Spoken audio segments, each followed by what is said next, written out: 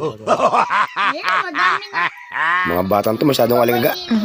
Kabula mo. Oo, okay na. Alright, dito na tayo kasimpleng buhay. Sasama daw sila at magtatanim din. At makuha din naman ng mga gulay-gulay. Ganyan pala yun. Yo. Okay na, Loy. Ayan, ganda na lupa kasimpleng buhay. Patag na patag. Kagandahan kasi ito kasimpleng buhay. Ano? Yung ano niya, nakarawan yung area ng taniman natin. Tapos talagang mataba yung lupa. Basal eh. Ayan, quality yan. Tanayin natin kung magbubunga talaga yung sitaw natin. Tsaka yung mga gulay na itatanim natin.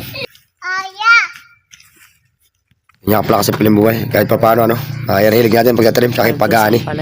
Tsaka yung mga bata nakakatuwa no. Hilig din nila magtanim. Tsaka natututo sila. Ayan. Sumasama sila sa pagtatanim. Tapos alam nyo naman pag may tinanim merong ani. Hindi pa kasi piling buhay. At sa panahon ngayon kasi piling buhay bawal talaga ang tamad.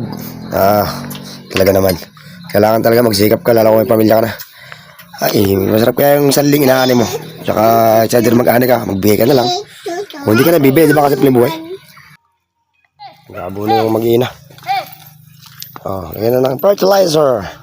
Nakakatawa din si Kasimpleng Lai. Nahihilig na rin sa pagtatanim Kasimpleng buhay. Dangdang, paypay. Ang hinayang siya sa pipino. Inabunuan niya Kasimpleng buhay. Galing pa kasi ng Japan yung seeds niyan. Kasi laki doon ng tao. Tignan mo nga.